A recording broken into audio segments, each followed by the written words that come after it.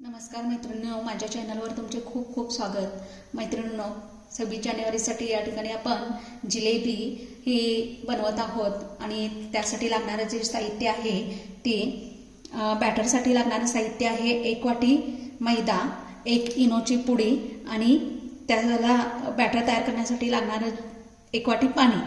त्यानंतर आपल्याला या जिलेबीसाठी पाक तयार करायचा आहे। तर या ज्या वाटीनं आपण मैदा घेतलेला आहे त्याच वाटीनं 2 वाट्या या ठिकाणी मी साखर घेतलेली आहे आणि या 2 वाट्या साखरेला या ठिकाणी त्याच वाटीनं 1 वाटी पाणी घालायचं आणि पाक करून घ्यायचा आहे आणि साखर विरघळेपर्यंत याला एकसारखं ढवळत राहायचं आहे। यामध्ये आपली साखर विरघळलेली आहे तर त्यामध्ये आपण वेलची टाकत आहोत। त्याच पाकामध्ये आपल्याला खायचा कलर चिमूटभर घालायचा आहे। या ठिकाणी मी पिवळा कलर घेतलेला आहे, तुम्ही पिवळा किंवा केशरी कोणताही घेऊ शकता आणि याचा आपल्याला एकतारी पाक बनवून घ्यायचा आहे।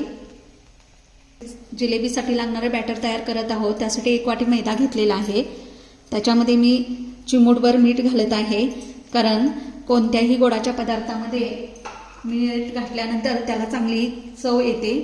त्यानंतर याच्यामध्ये मी 1 छोटा चमचा तूप घालत आहे।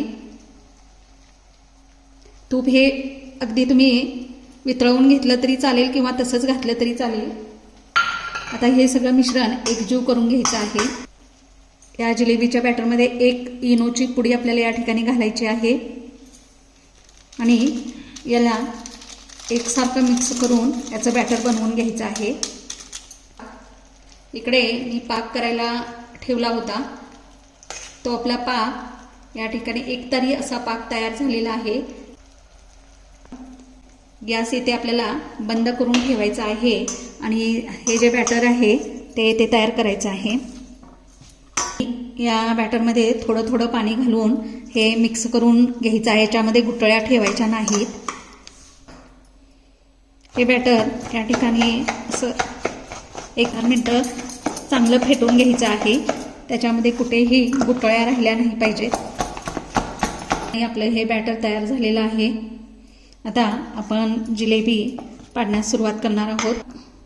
प्लॅस्टिकच्या पिशवीमध्ये किंवा पायपिंग बॅग जी असते त्यामध्ये किंवा आपली जी दुधाची पिशवी असते त्यामध्ये आपलं हे बॅटर भरून घ्यायचं आहे।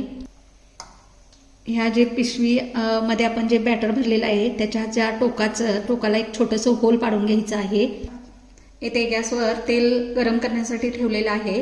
हे तेल आपल्याला जास्त अगदी फार कडक करायचं नाही किंवा अगदी थंड ठेवायचं नाही, तर मीडियम असं तेल या ठिकाणी गरम झालेलं असलं पाहिजे। आणि आपलं तेल गरम झालं आहे तर आपण या ठिकाणी जिलेबी या ठिकाणी बघू शकता किती सुंदर अशी जिलेबी आपली पडती आहे। इथे आपली जिलेबी सोनेरी रंगावर तळून तयार आहे। अशा छोट्या छोट्या जिलेबी करून घ्यायची आहे। पण जो पाक तयार केलेला होता त्यामध्ये आपल्याला लिंबाच्या रसाचे 2 थेंब टाकायचे आहेत। जिलेबी पाकात टाकल्यानंतर आपल्या जिलेबीवर साखरेचा पांढरा थर तयार होतो, तो होऊ नये म्हणून या ठिकाणी आपण लिंबाचा रस त्यामध्ये घातलेला आहे। आणि हा आपला जो पाक आहे तो गरम असतानाच याच्यामध्ये जिलेबी मुरायला टाकायची आहे आणि ही जिलेबी 10 मिनिटं त्यामध्ये मुरवायची आहे।